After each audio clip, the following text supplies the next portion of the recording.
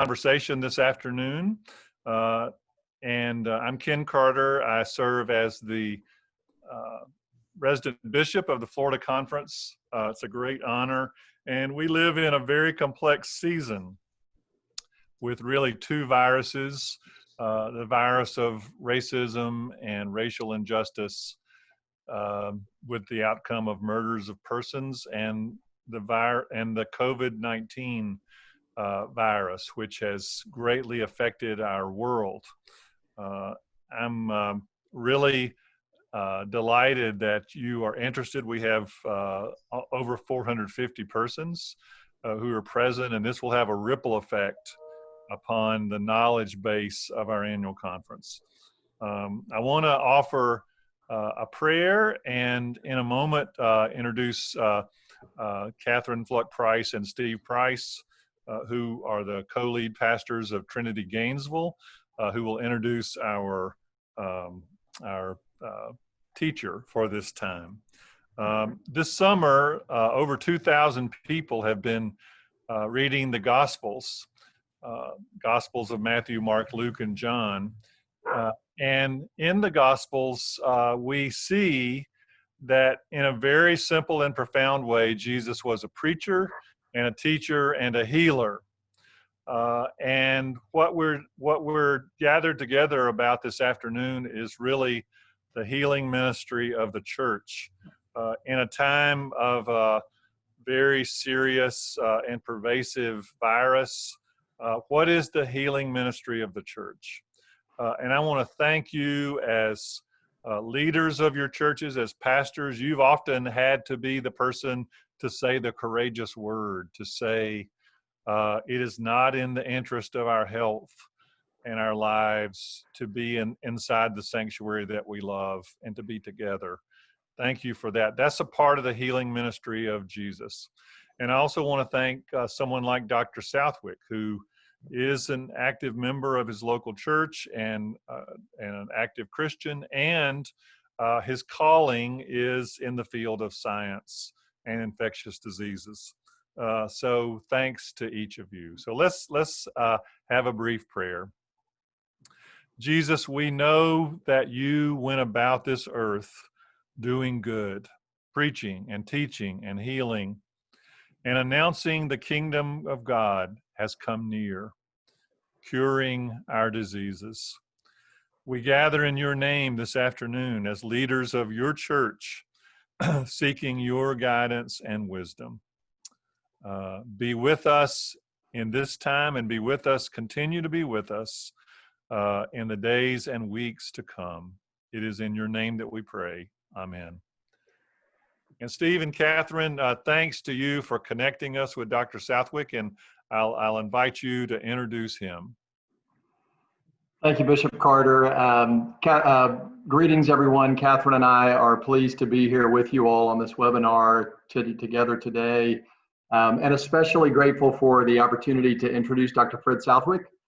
Fred is, as Bishop Carter said, an active member along with his wife, Kathy, at Trinity United Methodist in Gainesville. Fred and Kathy also happen to be wonderful friends and next door neighbors, some of the first people we met when we got here to Gainesville 2 years ago. We had our first conversation with Dr. Southwick about COVID back on February 29th. And from that time forward, he has been a very important advisor and consultant for us and for many on this matter. He is the former head of infectious diseases at UF Health Shands, and comes with a wealth of knowledge and has been putting out a wealth of material to help us and others in this time.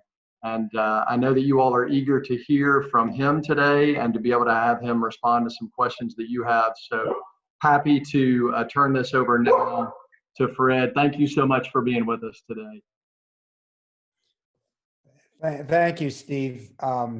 It's really a pleasure and honor to be presenting to such a august group and such a deep feeling group. And one of the things I'll tell you, there is an innate fear associated with infectious diseases.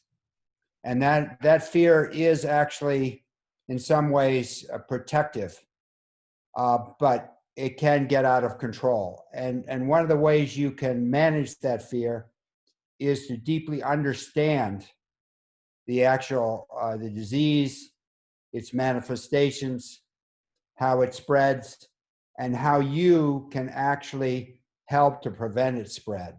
So that's what I'm going to cover in this presentation. Then I look forward to answering a large number of questions. Oh, I need to be enabled to share my, whoever's the organizer has to allow me to share my desktop. Yeah, we're working on that right now. Okay, sorry. I should have checked that. That's a common issue. Try again. Yeah, that's good. That's good. Got it.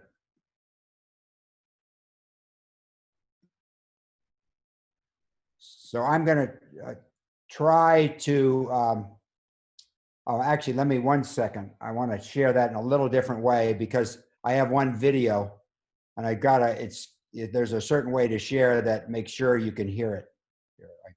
There are two little checks. I got them now. Okay, good. So, you know, I tried to frame this for everyone that's going to church, what you really need to know. And this knowledge will be very helpful as you make decisions, because as our discussion will reveal, there aren't right and wrong answers. There are various levels of risk and benefit. So the more you know about the risks of the virus, the more you can weigh the benefits of service of various activities during religious services. So what can happen? I want to start with what can happen when someone becomes infected with SARS-CoV-2. And I would point out that COVID-19 is the name of the disease caused by the virus SARS-CoV-2. So this is a case that I actually took care of. I've changed a few of the details, but this is a middle-aged woman who served as a respiratory therapist at a medical facility, not at UF Health. 6 days before her hospitalization, she was exposed to 3 COVID-19 positive patients while changing tracheostomy tubes. And it's well known that these tubes, when you change them, you produce an aerosol. And we'll talk more about that a little later. And she had gone to administration of their health system and asked for N95 masks, the mask that protects against aerosols. And they said they were out of them. So she had to wear a surgical mask, which is insufficient with this kind of procedure. 3 days later, she went to her diabetes clinic and was screened and found to have a fever and was turned away. And then 4 days after her exposure, she experienced fever, fatigue, chills, and a dry, hacking cough. And then 5 days after her exposure, she walked to the kitchen and became very short of breath with oxygen saturations because she had a pulse ox. She's a respiratory therapist. She checked her pulse oximetry and was 83%. It should have been 96 to 100%. On the 6th day, she was admitted and noted to have a fever, 102.6 degrees Fahrenheit, and her oxygen saturation in room air was low at 88%.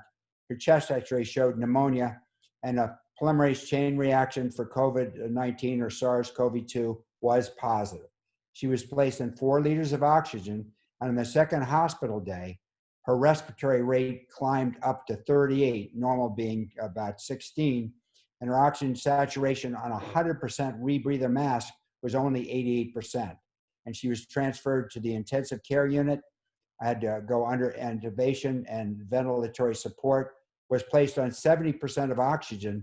And even with that very high concentration of oxygen, her PO2 was only 74. If someone with normal lungs was received 70% oxygen, the PO2 would be about 400. She required proning to improve her oxygenation, that is lying on her stomach as she was intubated. And over time, her oxygenation did improve. But subsequently, she developed shock, kidney failure, and her lymphocyte count was very low. And on day 6, we gave her IV intravenous convalescent plasma from a patient who had been infected with COVID-19 and had recovered. 48 hours after that, she began to improve. And on day 17, she was extubated and now is undergoing rehabilitation for severe weakness, having needed to be paralyzed to maintain her ventilatory support with a ventilator. Here was her chest x-ray on the left. Day 1, you can see there's a lot of abnormal white areas, but then there's some clear areas. But by the second day, you can see that the lungs are pretty much white. And we call that white out of the lungs. And that is indicative, that is strong evidence for what we call acute respiratory distress syndrome, or ARDS. So she developed acute respiratory distress syndrome. She had blood pressures of 70 systolic. She had no urine output, and she very nearly died. And unfortunately, this is not a rare experience. And some people question whether there are cases like this. But if you ask any doctor or nurse in a large metropolitan area hospital, they will tell you many stories very similar to this. But this sort of, you want to know when you're thinking about screening and when you're thinking about your own self, whether you may be developing this infection, what are the prominent symptoms? And this is a series from New England Journal of 1,099 patients from China. And the bar graphs, the medium gray graph is all patients. The light gray bar is less severe patients, and the black bar is severe patients. So when it comes to a fever, 95% of all patients will develop fever. When it comes to cough, it's approximately 70 to 75% have a dry cough. And that doesn't matter what the severity is. And over time, they often will develop a little bit of sputum. They'll bring up some sputum over time, and that happens in about 30%. Shortness of breath is not as common, and in non-severe disease, it's only in about 15%. However, those with severe disease, it's approximately 40% develop shortness of breath. So shortness of breath is a very worrisome symptom. Another symptom that's very common is fatigue. People feel extremely tired. Myalgias or muscle aches. And more recently, it's been appreciated a modest number have headaches. Nausea and vomiting may occur. Diarrhea and abdominal pain are relatively rare. And a very specific symptom is loss of smell and taste. And this seems to be unique to the COVID-19 infection. Now, who is at higher risk for developing severe disease and potentially dying? The overall mortality is 0.5 to 3.5%. Influenza, for comparison, is 0.1% mortality. So this infection has a 5 to 35 times higher mortality than influenza. And some people have claimed that it was equal to influenza. It is not. It is far more serious. If you have underlying disease, you have a higher risk of mortality. And those with diabetes have a 7.3% on average. Hypertension, the mortality goes up to 6. Cardiovascular disease, 10.5. Chronic lung disease, 6.3. Obesity is definitely associated with increased severity. The exact increase in case fatality has not been reported yet. And individuals with cancer have a higher case fatality rate. I would point out, and we talked about Bishop Carter talked about the problem of African Americans and the discrimination they're undergoing. Unfortunately, because they have not gotten the care they need in our health systems, they have much higher incidences of diabetes, hypertension, cardiovascular disease, and obesity. And a higher number of African Americans have died than, based on the percentage, a far higher percent have died than other races. Now, the other major risk factor is age. Those under 30 almost never have a fatal case. It's exceedingly rare, and they usually have an underlying disease. But as you get up to age 50 to 59, you have about a 2% mortality, 60 to 69, a 4% mortality, and 70 to 79, an 8%. risk of death. And those over 80, it's anywhere from 15 to 25% increased likelihood of dying. So to summarize this part of my talk on the manifestations and outcome, fever, dry cough, and shortness of breath are the major symptoms. Fatigue, muscle aches, headache, diarrhea, abdominal pain, and loss of smell and taste. And the major problem is decreased oxygenation of the blood, or hypoxia, and leading due to ARDS, or acute respiratory distress syndrome, and also can be accompanied, when even more severe, shock and organ failure.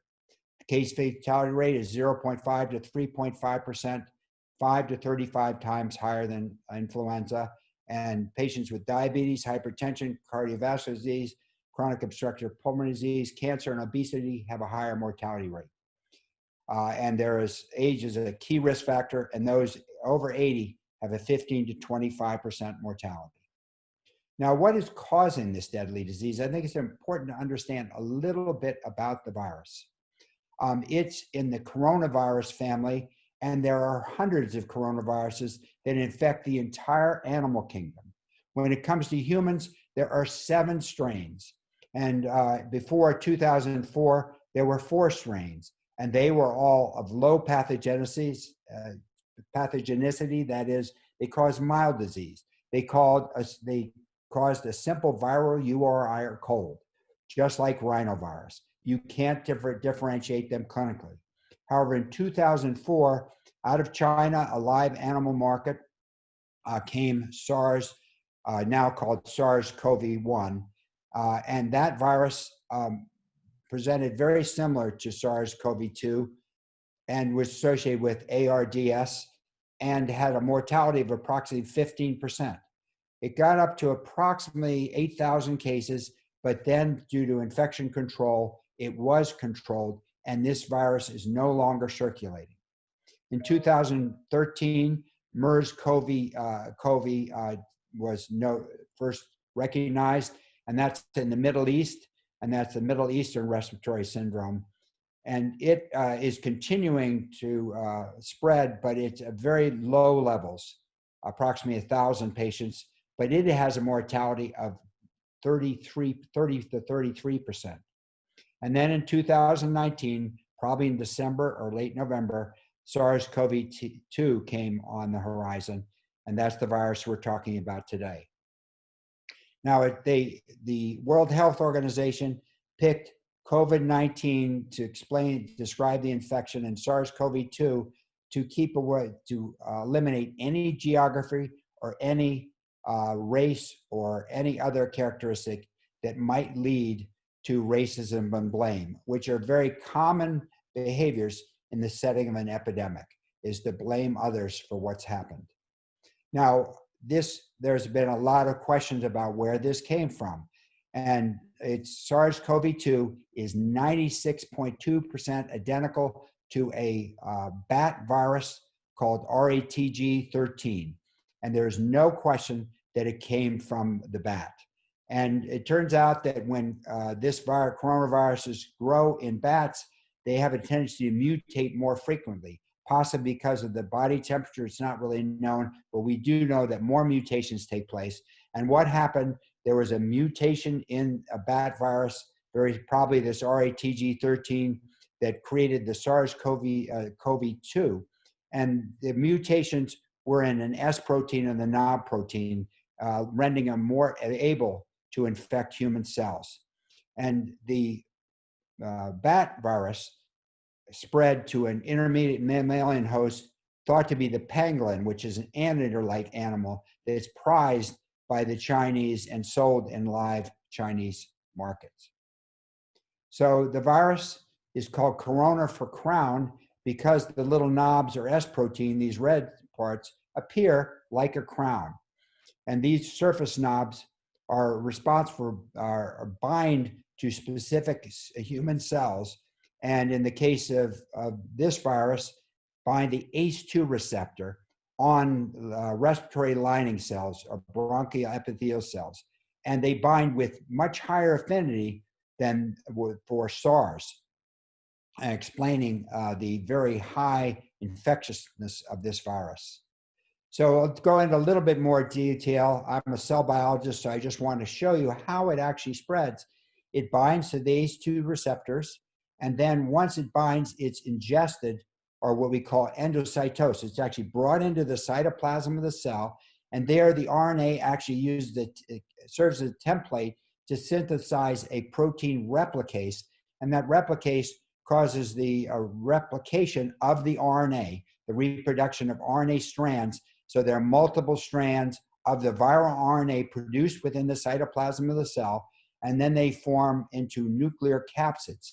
At the same time, another RNA signals transcription or protein synthesis of the S protein and several other surface proteins, and those are actually synthesized or assembled in the endoplasmic reticulum. The nuclear capsid butts the endoplasmic reticulum and is surrounded by it and coats the outer surface with these proteins. And then the virus is stored in a vesicle, a little vacuole, and then is pushed out or exocytosed over time and released, and then it binds to other cells and also enters the sputum and saliva. So once the virus is out and is spread from one person to another, it enters the upper airways. And here for the first 24 to 48 hours, it replicates very rapidly. And during this period, many people have very few symptoms, maybe a little bit of a runny nose, but many have no symptoms during this period of time. And then after 48 hours, it moves into the lower respiratory tract, the bronchi, and then into the alveoli. And the alveoli are little air sacs responsible for exchanging oxygen in the arterioles, and explains how we get oxygen into our blood. With ongoing inflammation due to the infection, there is an exudate, a fluid that leaks into the alveoli and then blocks oxygen exchange, and the alveoli no longer function, and the arteries cannot take up oxygen. And that explains the predominant symptom and predominant problem with this disease, which is hypoxia or low oxygen levels in the blood. So the next question is, how does the virus spread? Well, and this is very important when we're thinking about worship. I think everybody agrees now that it's predominantly by droplets. It turns out when we speak, we actually produce droplets. These droplets are fairly large, and they will drop to the ground in about approximately 1.5 meters to 2 meters, or under 6 feet. And coughing usually only project that far. Speaking will be a little bit shorter. A sneeze actually can go beyond 6 feet, and that's why now masks are being recommended even when you distance yourself. Now, these droplets also fall to the ground, and there was a very serious concern early on that the contaminated surfaces would be another way that it was spread. However, the epidemiology appears that this is a very rare way to spread. Early on, everybody was emphasizing that this virus could stay alive on stainless steel and plastic for up to 3 days. And so cleaning, rigorous cleaning had been a very big concern, and people were cleaning their groceries. It's become very clear now that that kind of excessive cleaning is not necessary, but hand washing is important, and periodically cleaning surfaces is important. I would point out that if you leave a surface for 3 days, if you don't use an area for 3 days, it will naturally decontaminate itself. Now, another key point is that certain activities create aerosols. These are droplets that are less than 10 microns. Now, why is that important? Because these small particles form a gas and stay up in the air, and they can stay in the air for up to 3 hours. So if someone were to walk over to a place where someone had produced that aerosol and they breathed it in, the other worrisome thing is this aerosol is so small, it doesn't get stuck in the upper airway passages. It will go right down into the alveoli, and the infection will take off. Now, it turns out, unfortunately, singing is well known to cause aerosols. The other big problem is that 40 to 60% of those that are infected do not have symptoms when they are tested. Now, early on, when you first get that upper airway, you may not have symptoms, so you could be pre-symptomatic. Some individuals have the infection the entire time and do not have symptoms.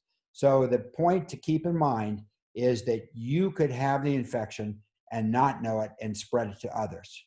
Now, other ways theoretically it could be spread by stool, there is PCR positive for stool, but there have been no transmission by that route. And perinatally, pregnant women theoretically could spread it to their fetus. That is proven not to be the case. Now, another big concern is the problem of super spreaders. There are certain individuals that seem to be highly infectious. And there's one case 31 from South Korea. This woman who is 36-year-old, she traveled from Hunan, China to South Korea and attended a mega church twice, also went to a hospital after she got a small car accident, and also attended a buffet at a time that she did develop fever. Early on, she did not have symptoms, and the epidemiology contact tracing reveals that she exposed 1,160 contacts and was responsible for a common source outbreak that actually got up to about 4,000 cases. So large gatherings can be very dangerous. Now, what is the efficiency of transmission? Now, and on average, one individual that is infected will infect 2 to 2.7 individuals. And this is called the R sub 0. So the R sub 0 is 2 to 2.7. 10% of close contacts will develop the disease, and 80 to 85% of those that contract the disease are within families. So someone can pick it up outside, then come into the family and spread it into the family. Now, if you look at the initial outbreak, it was in the Hunan live animal market, and the orange shows the workers in that market. And early on, the predominant cases were in those that worked in the market. However, there were some that had never been in the market. Within 10 days, look at the percentage infected that were not in the market. And finally, 20 days, virtually no cases from the market. They were all from outside. This indicated very early on that there was very rapid person-to-person spread. And what happened is it started off in Hunan, it spread through the whole province, then it spread throughout a large province in that area, and spread the whole east coast of China. And these are 10-day intervals. That's how fast it moved. Each 10 days, it was spreading very, very rapidly. And then it has spread to the United States. And this is 4 days ago, showing that there are now 7 million cases and 404,000 deaths. After China, it spread probably in Italy, where there was a fashion show, and China is responsible for manufacturing a large number of clothes. And from there, we think it's quite clear, actually, from the sequencing, that tourists from the United States who are visiting northern Italy then brought it to New York City. Also, from China to Seattle was a major route.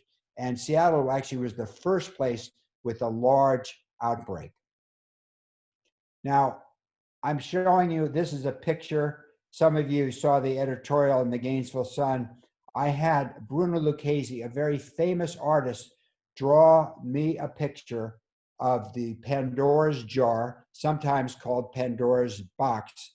And Zeus actually created this Pandora's jar and created Pandora, a beautiful maiden who he knew would be curious and open the jar. And in that jar, he created he put all the pestilence of the world. And he warned that when that jar opened, there would be the spread of pestilence throughout the world. That was 3,000 years ago. And now Pandora's jar has been opened, leading to death and suffering.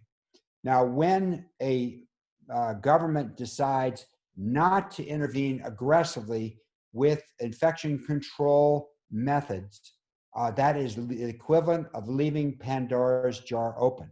And when they don't respond to new findings and do not attempt to close the jar, then suffering and death will ensue.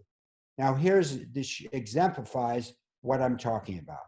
This is a graph from, this was in April 25th, which is really when the major part of the epidemic began to spread.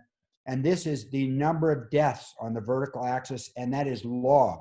So that's 1,000, 2,000, 500, 200, 100. And this is time after there have been 3 deaths in a country in days. The stars indicate when a lockdown or shelter in place was implemented in the individual countries. And I want to show South Korea, the light blue. They intervened, they're the first star here. They intervened after only, there were an average of 3 deaths per day, and they had approximately 30 deaths. They began lockdown, infection control, and contact tracing and isolation. The next star is China. And China also intervened after 30 deaths and 3 deaths per day. And here is the orange. They're a much larger population. Initially it was steep, but as you can see, China has dropped down to very few deaths per day. They have had one other small wave since then. And then a look at this star. This is Italy in black. Italy chose to intervene when there were 75 deaths per day and after 800 deaths. And as a consequence of this, Italy, of all the European countries, has suffered the most deaths of any country, and their health system was devastated. Look at the US is in red. There are no stars involved with the US because some states chose not to shelter in place, and different states started at different times. The duration of their shelter in place have been relatively very short. As a consequence, we have not derived huge benefits. We have benefited some, and that explains the very steep curve. And the US, as of April, was experiencing 2,000 deaths per day. I think we're down to about 800 to 1,000 deaths per day. But we, as a consequence of our failure to actually close Pandora's jar, the United States leads the world in deaths by 3 to 4-fold and by cases by 3 to 4-fold. And here, as of June 8th, these are the actual number of cases. New York is the highest at 207,000.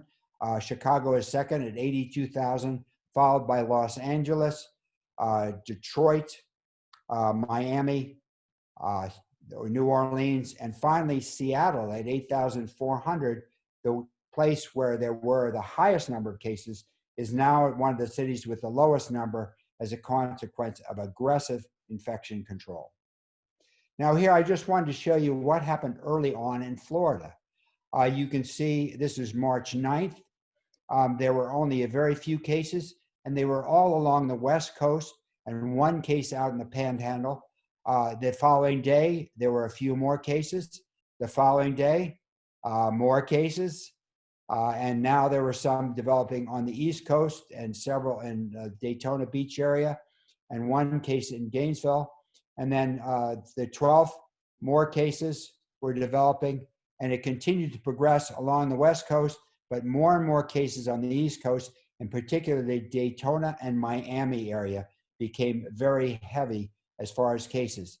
And at that time, as of 3/16, this is the number of cases each day, and it was an exponential curve with a doubling time of the cases were doubling every 1.8 days at that point. Now, since then, shelter in place has been and was implemented on approximately April 6th. And in Alachua County, it was actually a little bit earlier. We actually really started aggressively isolating in mid-March. And you can see the doubling time in Florida, instead of 427 was 12 days, and the doubling time in Alachua County was 14.5 days. Alachua County is still very delayed doubling time, and Florida is still maintaining a lower doubling time, but the number of cases seems to be increasing the last several days. So to summarize this part of the talk, Transmission is by droplets, less commonly by fomites. Be aware of super spreaders. Droplets can travel up to 6 feet, and sneezes farther, and masks will be helpful for everyone. And it began as a common source outbreak in a live animal fish market in Hunan, China, as a consequence of a bat virus that had mutated so it could infect humans. Worldwide cases have increased from 1.4 million in April 9th to over 7 million, and rapid intervention has been the key to reducing cases. Unfortunately, many countries were delayed, and the US, because of its delays in intervention, has suffered approximately 2 million cases and 110,000 deaths. Now, how about the diagnosis and prevention? So the way we actually diagnose this is by polymerase chain reaction, where they actually produce the RNA is synthesized to DNA, and you keep synthesizing the DNA. And by the number of cycles, you can determine the number of viral particles from this. And the lower the number of cycles to get to detectable rate, the higher the viral concentration. This is a highly specific test, and it's highly sensitive. It will pick up 10 virions. The problem has been sampling. You can sample the nose once, and the sensitivity is 70 to 80%. That is, you're going to miss 20 to 30%. And if you do a second sample, you will pick it up. So it's a sampling issue. So the point being that a positive test is definitely positive. You have the infection. If you have a negative, you have a 20 to 30% chance it's a false negative. And therefore, if someone really has symptoms classic for COVID-19, it is recommended that that test be repeated. Now, the other thing you've heard about is antibody testing. And we do have some good antibody tests. Abbott has a very highly specific and sensitive test, as does Roche. And these tests will detect antibodies directed against the virus, and specifically against the S protein, the NOB protein. The problem is, here is the vertical axis is antibody concentration, and the horizontal axis is days after onset of that infection. And you can see for the first 7 to 9 days, there's virtually no antibody. At 10 to 14 days, virtually everyone begins to produce antibodies. And then it is quite sensitive and quite specific after that time point. But the problem is you need to diagnose before this. Therefore, antibodies are not helpful for diagnosis. They're helpful epidemiologically to determine the number of cases in your area, and epidemiologists are using it. The question of whether, if you have antibody, are you protected from getting infection?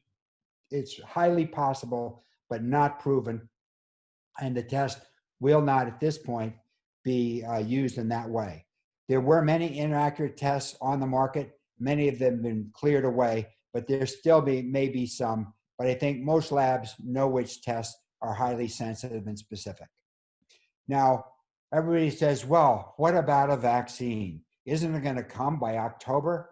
I think that is highly, highly unlikely. And my estimate, and I'm not a vaccine expert, but I have seen vaccines develop. We are faster, more efficient than we were, but I think the minimum is 12 months and far more likely 18 months before we have a vaccine. So we cannot count on that. Therefore, we have to go to what we call non-pharmacologic methods of prevention. And those are, and the Imperial College, I think, is the most brilliant and clear at describing what those are. Isolation.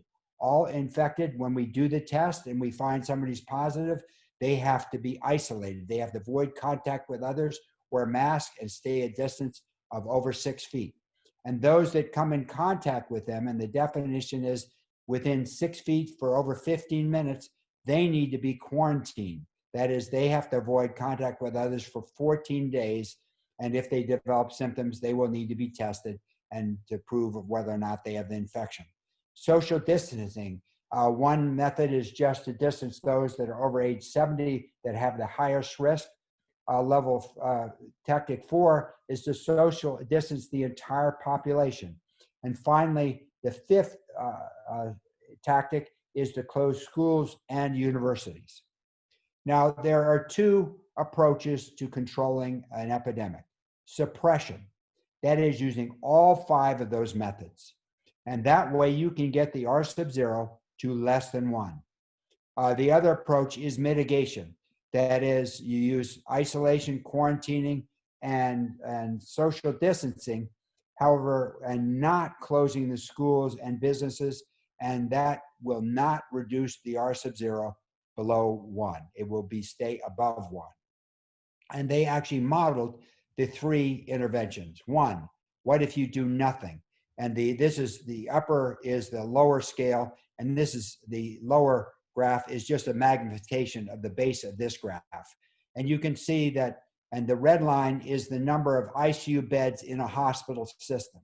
And you can see if there was no intervention, the number of cases would exceed the capacity of the healthcare system by about 50-fold. So it would be absolutely a disaster. And it was estimated that Great Britain would suffer 520,000 deaths, and the United States somewhere from 1.2 to 2.4 million deaths if there was no intervention. If you use mitigation, the orange line, you will stay below the capacity of the health system temporarily, but will rise above it over time and then go very high. If you use suppression, which actually we did do for a period of time with closing all businesses and shelter in place, you will get a very low peak and never exceed the capacity of the ICU beds. Now, what was recommended in the Imperial College was 3 months of shelter in place, and most states only held out a month because of political pressure and pressure from the business world. So what they knew is even if you went 3 months, there will be 2nd, 3rd, 4th, 5th waves. And the question was how to decide when to intervene again. And one of the models was if a certain number of ICU beds became filled with COVID-19 patients, that would trip a new shelter in place. You can see over time that the area under the curve does decrease and the epidemic does finally fade. Now, ICU beds is a very delayed, that will take from the time of exposure of all these people, approximately 4 weeks for the signal to develop before you would intervene. And there is a much better way, I believe, of actually detecting a new wave, and that is an electronic thermometer that actually is very quick at reading put it under your tongue, it reads your temperature within 2 seconds, and then it feeds a signal by Bluetooth to your smartphone, which then transmits that to a central data bank. And this data bank looks at the region where you are, and then the average number of fever expected, and if you're higher than, if the fever curve in that area for a large population is higher, that's indicative of a new influenza-like illness. And this was for influenza. This was published in Clinical Infectious Disease, and you can see there was a peak. This is the number of visits for an influenza-like illness, and you can see there was a peak here, and at the same time, the number of individuals with fever peaked at the same in the same pattern. And the actual correlation between visits to the hospital and this temperature thermal map was a 0.95, a 95% accuracy. So the thing about this signal occurred 3 weeks before people started coming to the hospital. So here actually is a fever map, a weather map of Florida yesterday. And this is showing a modest increase in fever activity in the Panhandle, in this corner here near Tallahassee, and the entire west coast of Florida, warning that we are beginning, and also the Miami area, warning that we may be getting a new onset of COVID-19. Now, what are the trends as far as the R sub 0? In New York, when there was a start back here, this was an R sub 0 of 5 before they intervened. Now, after their shelter in place, they are down to 0.8. Michigan had an R sub 0 of 3. They're down to 0.8. Florida, we were at 3. We are now at 1.2. So we have not brought our R sub-zero below 1. And I would point out, look at Texas. Texas is the highest. Its R sub-zero is 1.6, 1.7. And Arizona is high. Illinois is high. Colorado is high. Ohio, Minnesota, Indiana, Iowa, Alabama, Wisconsin, Mississippi, Tennessee all have R sub-zeros above 1. That means the epidemic is continuing to spread. And here is just a graph of the R sub-zero. And here, when we started shelter in place, the R sub-zero dropped down dramatically. We actually started in April 6th, but a lot of people, that's when the businesses were all closed. But actually, a lot of people were sheltering in place before that. And you can see here, April 15th, we got down to an R sub-zero of approximately 0.6, 0.8. However, once shelter in place was ended, you can see that the R sub-zero has gone up, and now it is 1.2. Now, what's going to happen? What's the prediction? Well, the Imperial College has looked at the increase in mobility, and mobility equals, as your mobility increases, it's predicted the R sub-zero will increase. If mobility is unchanged, we stay where we were in shelter in place predominantly, we will only experience 10 to 20 deaths per day at a maximum, what we are now. However, if we increase 20%, we will experience, as of July 6th, this is the prediction, and this is the most pessimistic prediction, we could experience 300 deaths per day. And if we were to mobilize up to 40%, it is estimated that we could have up to 1,000 deaths per day. So they pointed out in their description that they were not taking into account use of face masks. So what could happen to the R sub-zero if we use face masks? And there is now a study out, just came out yesterday, simulating this, pointing out that if we could use face masks, we could, and 80% of individuals use them, we could drop the R sub-zero to less than 1. Now, I want to show a little video of a letter where that showed a laser light scattering measurement of droplets. And here you'll see someone talking at different levels, and then they will put on a mask. So here it goes. Stay healthy. Great, Stay healthy. great. Less loud. Stay healthy. Do it. Are you recording? Yeah. Stay healthy.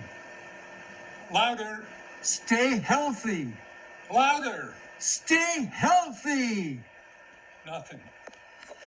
So you see that face masks are very, very effective at eliminating droplets from spreading when you talk.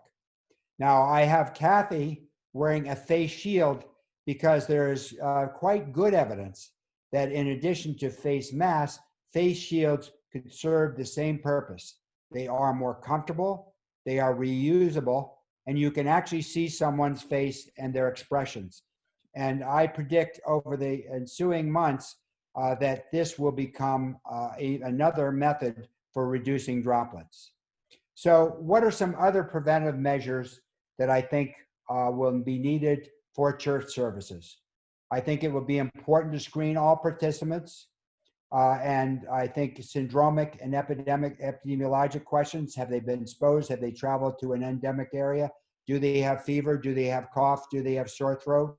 And checking their temperature at the door is somewhat effective, but actually, ideally, it'd be nice to check your temperature twice a day. And then who should be tested? This is difficult and is, I think, a moving target. Certainly those that are symptomatic and those who have been exposed to someone that's proven to have COVID-19. When else to be using that is debatable, and we can talk about that in the question and answer period. But one group that I think should be tested, if you want someone to be singing, they have to be proven not to have the infection. And I think that the PCR should be considered in that circumstance. Gatherings should be small as possible. I think this juncture, 50 to 100 maximum. Remember that in average in Florida, it's 2% of individuals are probably infected, although we don't really know that. So that means that 1 in 50 individuals on average might be infected and might not have symptoms. So the larger the gathering, the higher the risk that there's someone that might transmit the virus. Distance is 6 feet, high ceiling rooms and larger or better. Ventilation, bringing air from outside, 3 volumes per hour or higher is ideal. Plastic barriers, if there are areas where there's going to be frequent face-to-face interactions. And whenever possible, be outside. The outside is very safe because the droplets are quickly diluted by the breezes, and there are very few, exceedingly few cases documented that have been spread outside. Now, with the demonstrations that have occurred, that rule may have been changed, but in general, that's the case. And finally, I wanted to talk about a zone approach. That is, knowing the prevalence of infection in your area. So there are 3 zones that are thought to be important. Red, if there's over 100 cases per 100,000, that suggests a high risk. And you can see the areas in the Northeast and some other areas are red. Orange means that there are less than 1% or below 100 per 100,000. You can see that most of the country actually is in this yellow or orange zone. Green is less than 1 per 60,000 or 1.7 per 100,000. And there are some zones, they're very rural areas, but this is not broken down into individual counties, which is another thing that can be done by the churches. So summarize the last part of my talk. PCR is the test of choice for determining whether or not when someone is actively infected, antibody levels indicate past infection and may indicate protection.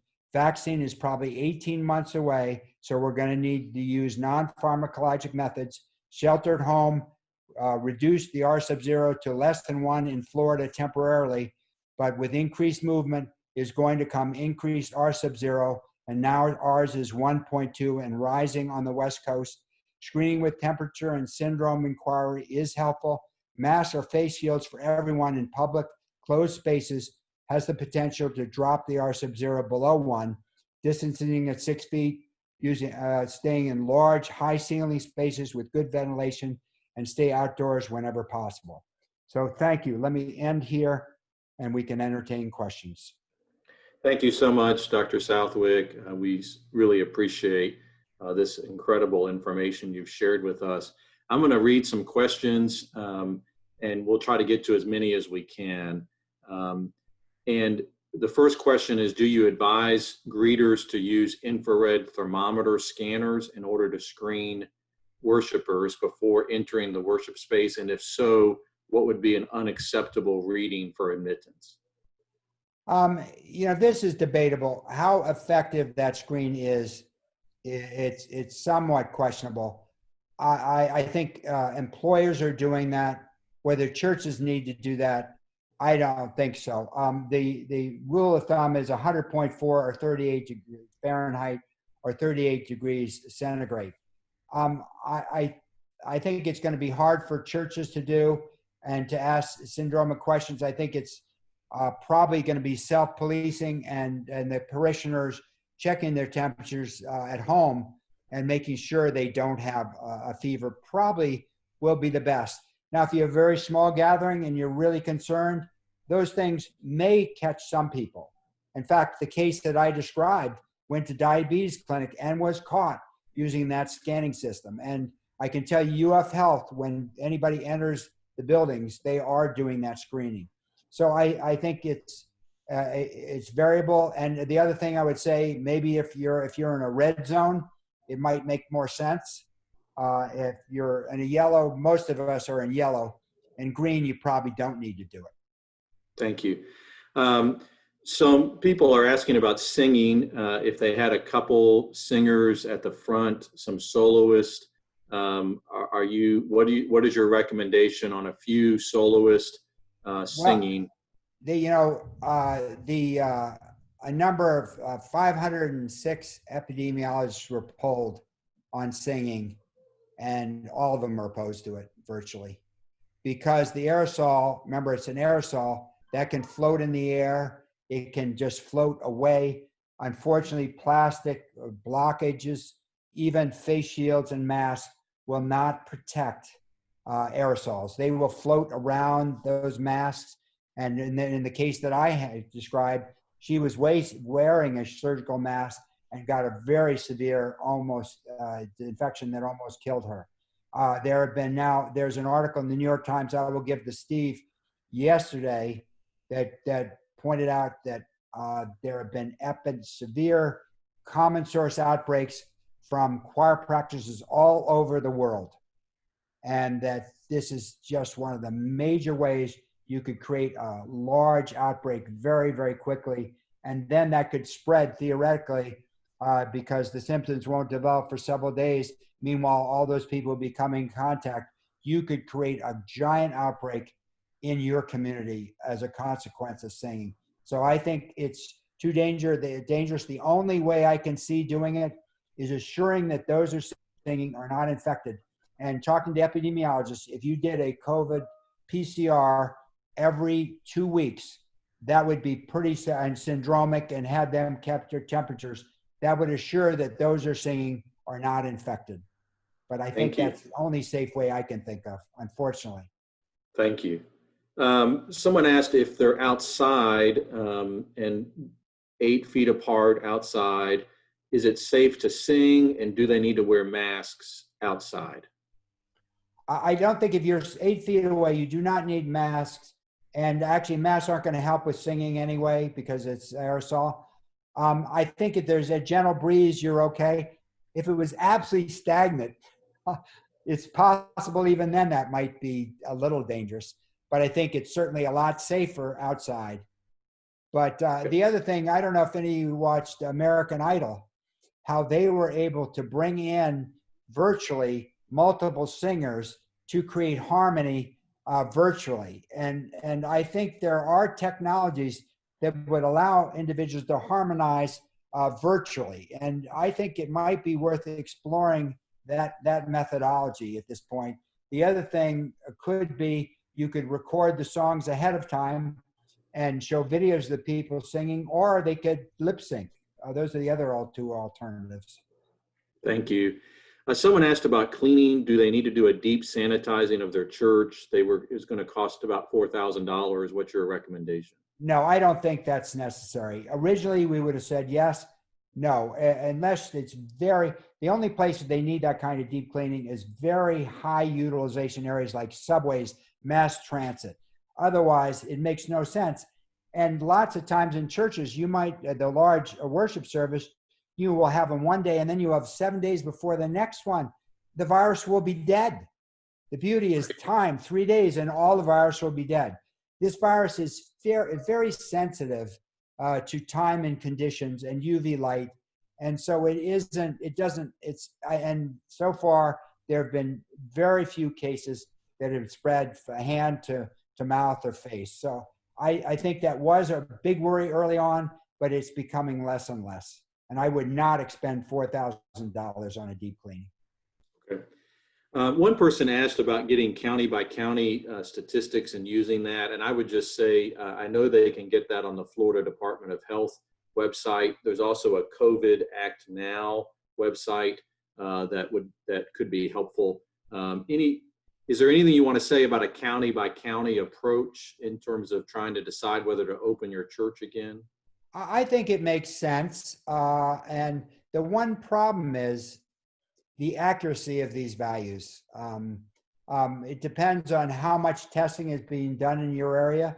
Different public health departments, local ones, have a more aggressive testing. For instance, because of University of Florida, we have very high percentage testing, and it's very available. In other areas, it might not, and therefore it would look fine, when it really wasn't. So I think you can use that to be somewhat helpful, decide whether you're a red, yellow, or green zone, but be a little cautious about it. It's not foolproof. One person asked, how might the virus mutate? Is there any It turns concern? out the good news is it's minimal mutation. That is not going to be a concern.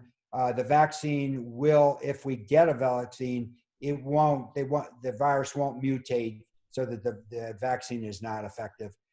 There are several strains, but they're really small changes that are helpful for determining how the virus spread, but are not, as far as anybody can tell, do not affect its aggressiveness or its virulence at all. Great. One person wanted you to comment on a test that UF has developed, as well as a rapid COVID test. Do you see any of that being developed? Well, there are antigen tests that are being developed, and if you could get an antigen test, like a rapid strep test is an antigen test, that would be terrific. The specificity of this is very, very tricky. And there is one release now, but their specificity and sensitivity is not known. The worst thing you could do is if you have a test that had a high false positive rate. Oh my goodness, then everybody would be isolated unnecessarily, and a high false negative rate. If you miss a number, then they'll think they're okay. So I think at this point, that's not in the immediate horizon, maybe in about 2 or 3 months. And that could be a bedside test. That is, it could be a point of care test. It could take less than 30 minutes to do, which would be ideal if we could get that. But it's still not ready yet. But that's a hope, and that would make life a lot easier. Okay, one person wanted to know, should they wait until they see 2 straight weeks of declining numbers before reopening their church? That is the ideal, if you can do that. It's really hard to know. I think with all the descriptions of the infection control approaches that I described, and the churches, these are not, the church has already gone through all these. This is just to reemphasize. I agree with their plans. I think unless you're a really hot red, I think you're probably okay to go ahead. Okay. And some have said that like the counties where they are, the cases are lower, which they think they could open up faster. And you're saying that that could be the case. But again, as Yes, you said, I think that's, yes. I mean, one of the issues is the size of your gatherings. And, right. and I would, we, Steve and Catherine and I talked, the whole committee talked yesterday.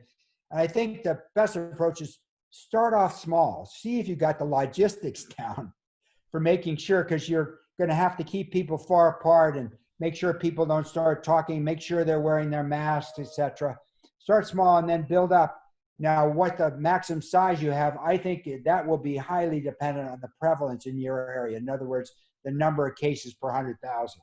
I would keep it, if you're a higher level, you better keep it smaller. If it's a lower level, you might go a little larger.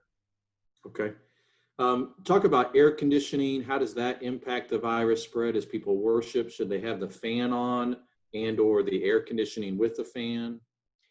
The key really is ventilation from outside. Inside ventilation is not a particularly good, and might be dangerous, in that you would just swirl around the air droplets and aerosol. Air conditioning itself has not been shown to infect anyone, and usually the filtration systems in air conditioning are sufficient. They would remove most of the droplets. So I think I wouldn't, if you're air conditioning, if you're sucking the air from outside, turn it up. If it's inside, I wouldn't. Okay. What do you recommend people do if someone refuses to wear a mask? I really don't think they should attend service. Okay. I mean, I heard a great quote yesterday. It was in this article about how important masks are. My mask protects you. Your mask protects me. So the individual that says they don't want to wear a mask says, I don't care about you. Now, that doesn't smell very good when it comes to religious services and coming together We are a community that cares about each other. And if an individual does not care about the community, should they really be there? Very helpful. Thank you. Any tips on how they can interpret the data for their congregation in an ongoing way? What would be the data points you would recommend they focus on? Well, I think if someone tests positive, you really want to know that. And I would say one case is worrisome because our experience is for every one case that's detected, there are at least 10 others floating around. Okay. So I would be worried about even one case, and certainly two, I would be very concerned. So I think yeah. I think you answered this, but they wanted to know, is plexiglass in front of singers helpful? And I thought I originally, Steve and I thought that maybe this would be good. After the article from the New York Times, and they actually show what they did is they had singers inhale e-cigarette smoke and then sing. It was unbelievable. Oh, there's no way a plexiglass would do anything. So you're just wasting plexiglass. Reuters had an article recently that said the current cases are less potent than they were earlier. Do you think that's true in the U.S.? I don't think so. I think what's happened is people are more conscious. They're using masks and social distancing. And the beauty is it does depend on inoculum size. So back when people didn't know, they were talking to people without masks, they would get a large dose. So they would get very, very ill. Now, if you're wearing a mask, even if someone else is not, you would reduce the number of virions you would pick up. And that would be, you would be less likely to have a severe case. A lot of the most severe cases are in healthcare workers who were dealing with aerosol procedures, such as that case I presented to you. Great. Well, can you address the confusing information from the WHO this week about asymptomatic? Yeah, that was a misquote and it was taken out of context. I think everybody agrees. I mean, I've talked to multiple epidemiology. It's 40 to 60% are asymptomatic or pre-symptomatic. That is, they will get symptoms, but when you see them, they don't have it, or when you test them, they don't have it. And the problem is the early part of that infection, the pre-symptomatic period, is when they have the highest number of viral counts, the highest number, and they're most infectious. This is very different than influenza or even SARS-1. There, it was when you were symptomatic, you were most infectious, and there was a very short pre-symptomatic period. And that's why we think the R sub 0 is so high, because of the long period without symptoms when you're highly infectious. And that's why masks make absolute sense. And I'm telling you, every epidemiologist now agrees on that, or a face shield, one or the other. This is a question around ACE2. So does the affinity for ACE2 increase risk factors for people taking ACE inhibitors? Actually, it's been shown that ACE2 inhibitors are protective. So keep it up. It actually reduces it by half the risk of a serious infection. Okay. And that was actually, there were some studies on ARDS, not due to COVID-19, that showed that ACE inhibitors actually helped with ARDS. And I think you answered this, but I want to just clarify again, because I know there's going to be questions. Wearing a mask does not limit the aerosol virus from singers. No, the aerosol, correct? if you're singing, that won't stop it. Okay. Won't stop it. How do the rates of death around the world, how do they compare per 1,000 population? We know the U.S. is highest, but do you happen to know? Well, see, the problem is case fatality rate is the number of deaths divided by the number of that have the disease. So if you aren't doing a lot of testing, you have a lower denominator and your case fatality rate looks higher. So, and the United States actually did a very poor job of testing. So we don't know, our denominator is falsely low, making our fatality rate look quite a bit higher. So it all depends on the degree of testing. And then again, it also depends on how good the care is and how available care is. Obviously, if you have less care, you have a higher mortality rate. Okay. One person asked, how do we prepare for an increase in the number of those infected in the last weeks, just as we're preparing to reopen? Do you have any concern about this increase in cases? Oh, absolutely. And that's why I think we all must wear masks.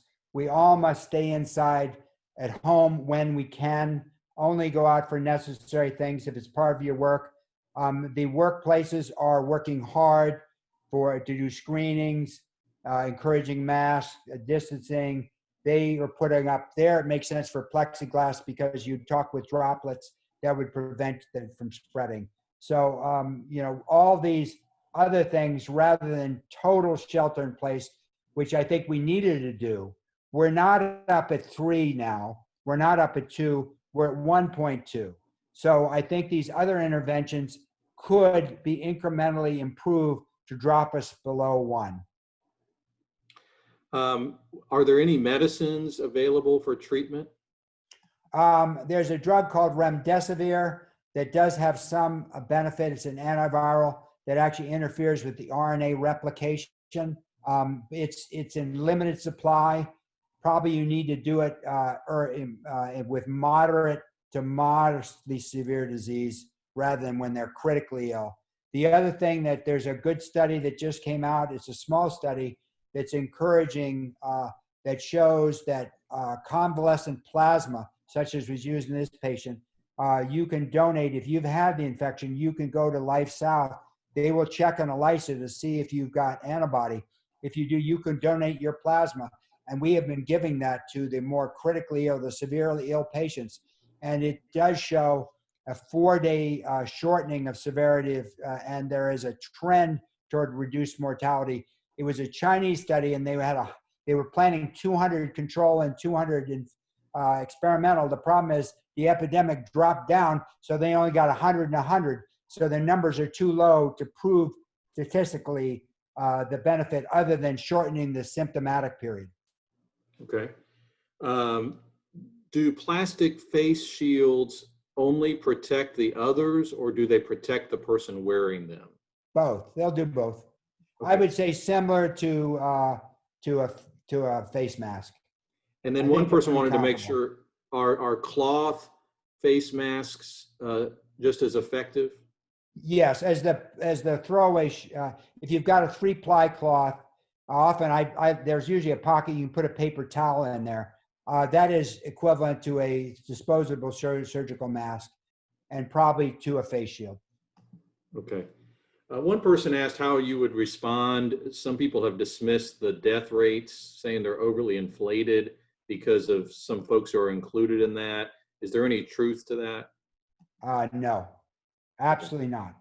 I have been practicing infectious disease for over 35 years. I have never in my career seen more ill patients, severely ill, and seen more deaths than I have at this period in Gainesville, which had a very small rise and a very small number. You talk to any physician that's cared for these patients, and there is no question that the statistic that it's 5 to 35 times more deadly than influenza is correct. Okay. We've dealt with some of the singing, but one person wanted to know, does humming produce aerosols? I don't know. Okay. Someone else asked that. I can't tell you. Okay. And then how often should a singer be retested? Every 2 weeks is the rule of thumb. Yeah, every Okay. 2 weeks. And then around fans, should inside sanctuary fans be on or off during? No, I would leave them off. Okay. Would you recommend a small gathering of 20 persons of 70 years or older inside if they were wearing masks and they were socially distant? It depends on the size of the space. Okay. Your routine conference room, I think attends, I think you've got to, you plot out our Steve's church. They've actually plotted out distancing 6 feet, and you'll see by the area of the room how many you can, even our largest one maybe can handle 12, 14. So I think it's all in spacing 6 feet. And the good news is I think most of the elderly, if they aren't in a nursing home, have been very cautious. and they're very unlikely to be carrying the disease. And one other thing, we came up with a great idea, I thought it was my idea, is you would cohort those, put those on the left side that are 60 or 65 and older, put the families over in the far right, and those in the middle age in the middle. And that way the families are going to be the highest risk. They're going to have the most asymptomatic, and kids are going to be going back to school. So they would be farthest from the elderly. And then those in the middle would be, their risk factor would be somewhere in the middle. Okay. Could you make some of your summary slides available? Sure, I'd be happy to. Definitely. Okay. Any need to clean cloth upholstery on chairs? No, it's not worth it. And you're just going to denature all your cloth and cause harm to it. And remember, you leave it for 3 days and it's sterile. What about hymnals? Should they remove the hymnals? I think that's debatable. Right now, I know that's recommended. I think it's overkill, but I think that is the recommendation, so probably shouldn't. Should preachers use shields when they preach? I think that's not a bad idea, because talking could spread. It depends on the size of the church. For instance, our church, they use microphones. They're going to be 20 feet away. I don't think you need it. If you've got a tight church where it'll be only 6, 8, 10 feet, maybe a plastic shield, because you will use a mic, won't interfere and might be a little bit helpful. So I think it depends on the geographic construction, layout of your church. Okay. One person asked about handbells and another person asked about wind instruments. Are there any concerns? I think those are fine. Okay. Is it safe at this point to exceed 10 persons if they're using masks and social distancing? I heard you say that they could go a little bit beyond 10. Yeah, in smaller conference room, and then in the larger gatherings, we're going to start with 50, work up to 100, possibly 200. And then if they have multiple services in the same room, is there any risk with the aerosols remaining in the air between services? That's why, obviously the audience is not going to sing. So I think, no, I don't think, and it's going to take about 15 minutes to get out and 15 minutes to get in. By that time, and you're opening the doors, you're diluting out, I think it would be okay. And then we had ideas, have, for the first service, sit in the odd seats, in the second service, sit in the even seats. And therefore you would have fresh seats that you would sit in for the second service. So that's another thought. I think that was very clever. And then if you don't have a service for 3 days, everything is naturally decontaminated. Very helpful. Do you know how Florida might determine its red, yellow, and green zones? I've been talking to the public health group. I don't know. I think I'm going to encourage them to do that. I think that would be really great. I know I'm friends with a number of people there, and I can talk to them. I think that would be a great idea. It would really, really be helpful. And do it by zip code. And then is there any reason to require N95 masks? No. I can think of no. That's really for healthcare providers where there's aerosolized procedures. Dentists are going to certainly need them where they're aerosolizing a lot. But I can't see any reason why, lay people would need N95s. Oh, another question about singing. Could 2 or 3 singers get together and record songs to be used, or would you prefer them to be in different locations? Well, it depends. One of the other things that's been talked about is you could declare a group of people who are sort of your close COVID-19 buddies. And you would all practice ultra safe isolation techniques and would trust each other. And in which case you all could interact normally. And that's being done. And certainly families, that's what families have to do. But you could, doesn't have to be a family. You can declare your little family, and that could be a group of singers. And within 14 days, if you've been cautious for 14 days, if you have no symptoms, you will not, it's highly unlikely you will be infectious. So that's Okay. the other thing you could do. Everybody could quarantine for 14 days, be really careful, and then you could get together. Okay. What about cleaning between services? Do they need to clean and sanitize? We just thought hard surfaces, doorknobs, things that would be a common touch areas, bathrooms, that would be it. I don't think chairs or any of that would be, you don't do anything with those. And is it safe to collectively speak and say the Lord's Prayer together? Yes, you're wearing masks. The speaking is good. The those droplets are going to be blocked. That'll be fine. Okay. One person wanted to know if they're wearing a mask, why do they also have to be separated by 6 feet? It's a double because inside, there may be a little bit of aerosol. There may be smaller droplets. You can go beyond 6 feet with a sneeze. So people sneeze all the time. I've sneezed. So if I'm infected, I could get 6 or 7 people. They're not wearing masks. So it's really a way of making sure mistake proofing further.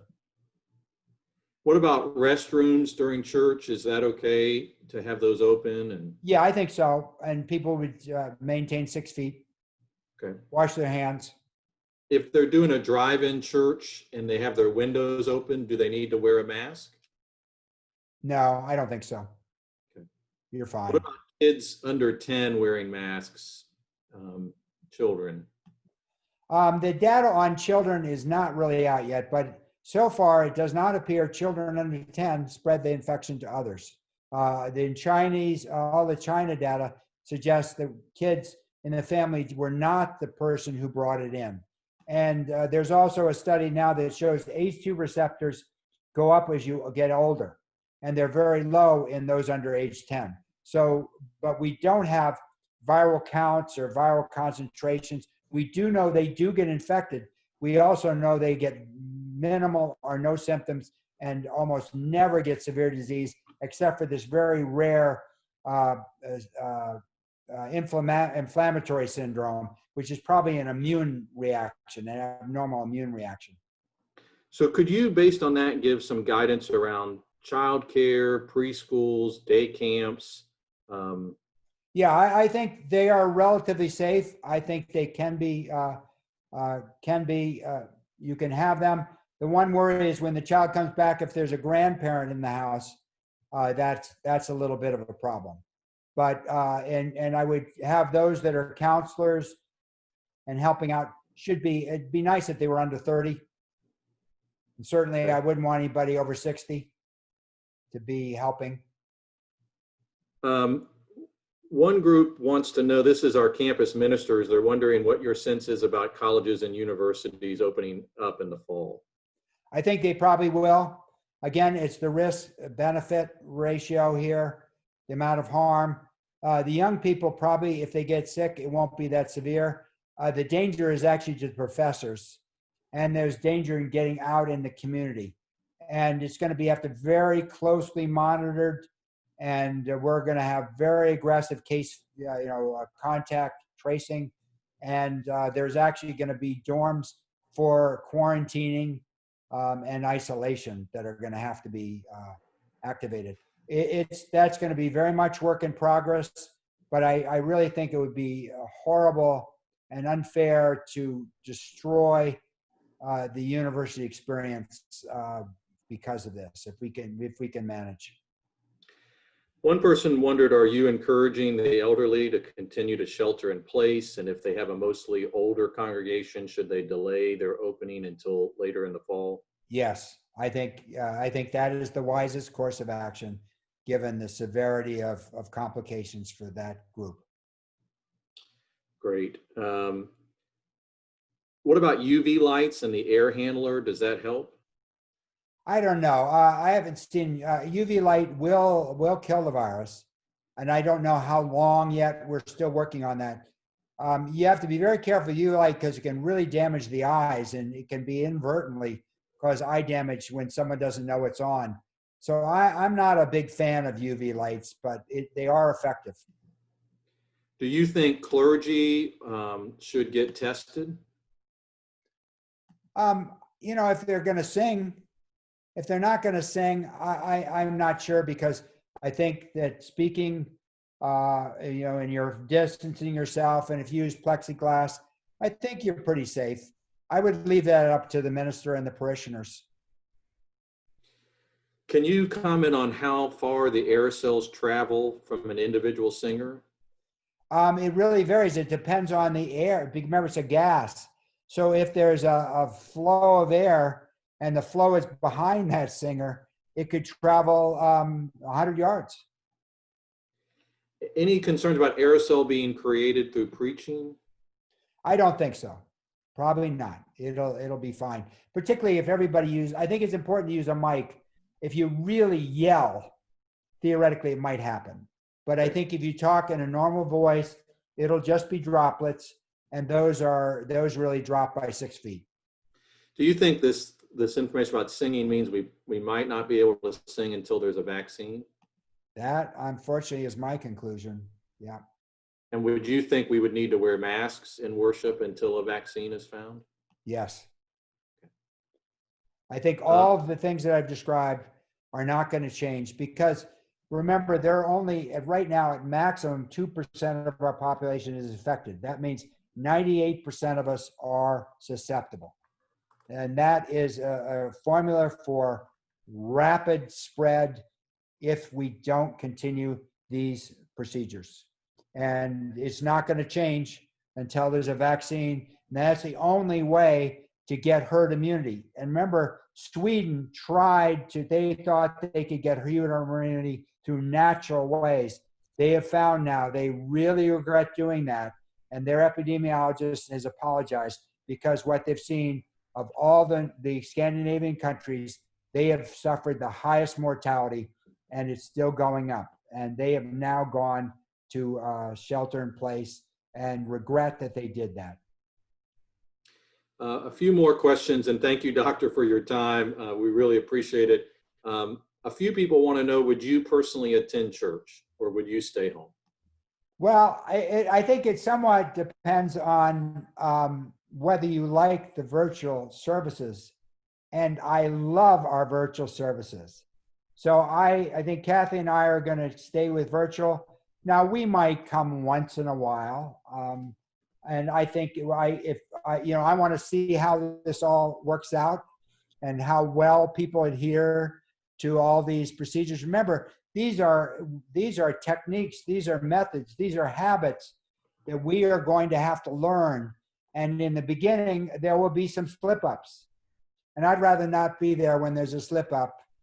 And so I probably won't in the beginning, but I may in the future, as we become convinced that everybody is really adhering to all these procedures.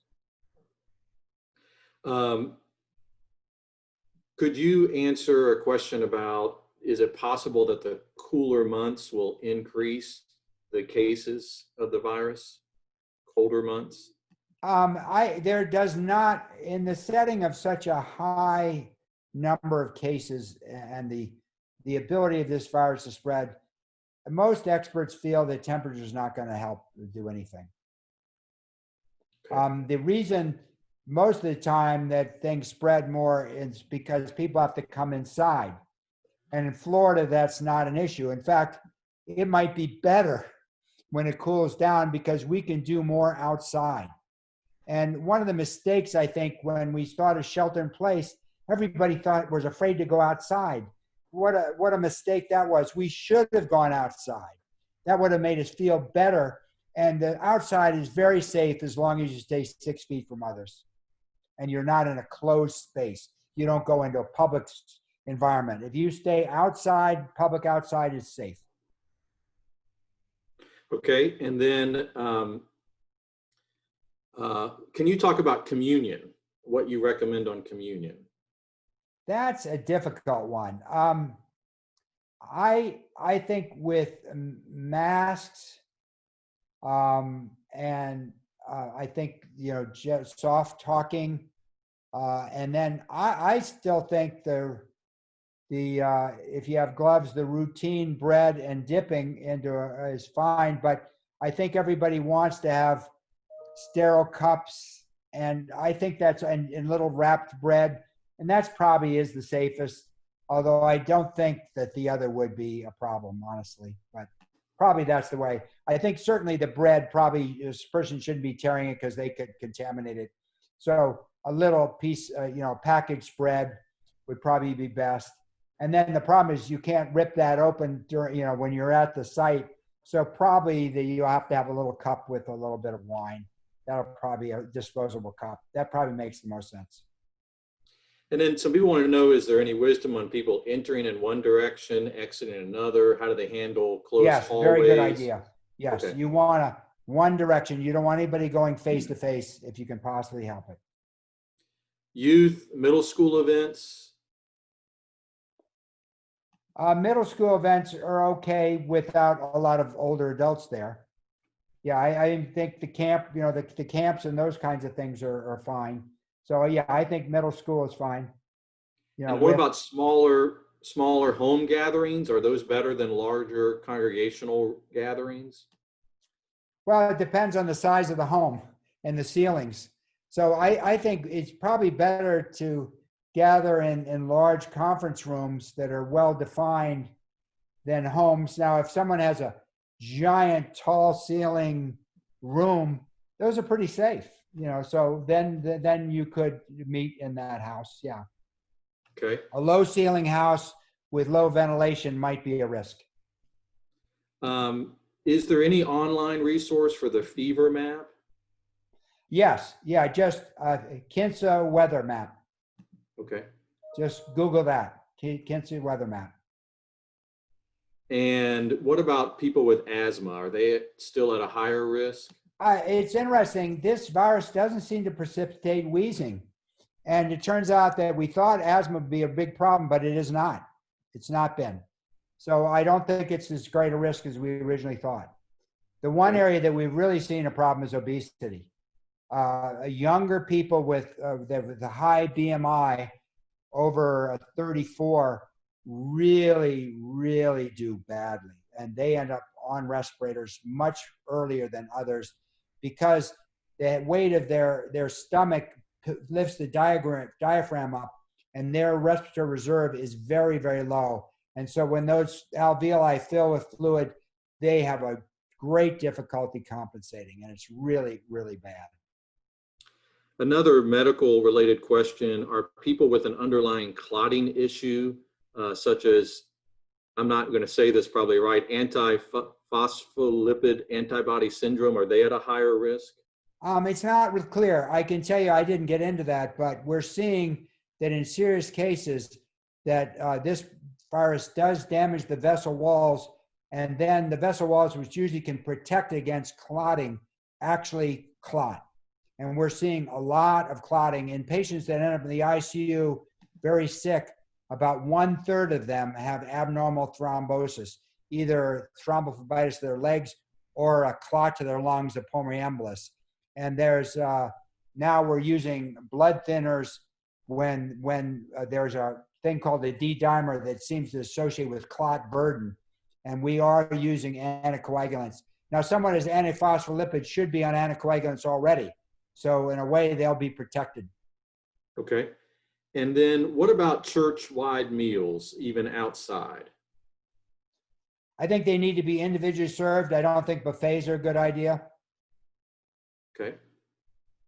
All right, we're getting close to the end. I'm confident. Some folks want to know how you would determine the red, yellow, green zones for Florida. I think you said you were going to check on that. Yeah, we have to check on it. You have to know the number of cases per 100,000 in your area. It's all about the number of cases that have been identified in your area. That's the key to this. And then how long is the pre-symptomatic period? Usually 2 to 3 days, and then mild symptoms for 2 days. And that is those first three, about 5 days, 5 to 6 days is when most of the people transmit to other people. That is the most infectious time. See, that's the problem. By the time you get really bad symptoms, you seek medical attention, you're usually not that infectious anymore. Okay. So he did clarify that gatherings are okay for middle schoolers, but masks and social distancing, and recommending smaller groups. I think you did say when we wear a mask, it doesn't matter necessarily what kind, but it needs to cover our nose and our mouth. Nose and under the chin, yes. Okay. And we will try to share some of this mask video. Children's Sunday school is okay, but limited, and using the guidelines. So I think, one person wanted to know, are you concerned about these outside protests and any spread from that? Oh, yes, because they were yelling and they were having their masks off when they're yelling, and they were much closer than 6 feet. So I think that I don't know how much it's outside, but this is a very bad outside conditions. So there's every likelihood there will be an outbreak from this. Yeah, unfortunately. Okay. You did And say it'll that show up 2 weeks from the end of the protests. Okay. And you did say if someone has tested for the antibodies, then if they did the gave platelets, that would be helpful, correct? Yes, or plasma. Okay. Yes. Thank you. Yes, that is helpful. That would be helpful. I think everybody's now realizing, and there's over 100 years of experience with convalescent plasma on many, many other diseases. And it was shown to be a benefit in all of them. And the toxicity is exceedingly low. And then one last question, and then I'll address two that are more to the conference. Do you think they should keep a record of who comes to the service, where they sit, in order to track potentially if there is an outbreak? That would be helpful. Okay. That would be helpful. All right. Well, Dr. Southwick, I cannot even begin to say how grateful we are. We will make this recording available, and if you'll send me your slides, and we know there may be some that you can't share, but any that you can. I do want to address two questions that were asked, and we have people applauding on the comments, so everyone is very, very grateful. Good. Well, thank you. Thank you. Yeah, and there's other comments people can see that have great suggestions. But one question that someone said is, can we use this information in our guidelines, even though it does not agree with the current conference guidelines? I would say to you that essentially we have tried to make our conference guidelines very similar to what Dr. Southwick has. I think they're very similar. I don't see any, they weren't maybe not quite as detailed. And I think every church is going to, you know, the principles now. Yeah. So follow those principles. That's why you need to know how it's spread. Exactly. And that's how you decide. Yeah, and I would say that I want to be clear with everyone in the group. We did not recommend you return to in-person worship after June 15th. We actually recommended outside or drive-in worship, but we are allowing for in-person worship if you meet all the guidelines. And we would add to those guidelines now testing any singers who are soloists, as well as some of the other things that you have mentioned. And so we'll do that. But if you have a specific question around our guidelines, let us know. The last question, and I'll finish with this, is someone said, how do you respond to those who say, I have faith, I'm not worried? And I would just say to you that our faith is multidimensional. That part of our faith is to love our neighbors. And so as Dr. Southwick said, we care for one another by showing that we will wear a mask, and that our faith is not just our faith in us not getting sick, but our faith is an active faith that says we are out to love our neighbors and to protect the most vulnerable and to make sure that we're doing all we can to reduce the spread of this virus. That is a very important and essential part of our faith. So again, thank you so much for joining us. We pray God's peace upon you. And Dr. Southwick, we are just very, very grateful for your time, and Steve and Catherine for your connection with us. Blessings to all of you, and please let us know how we can continue to help serve you. Take care.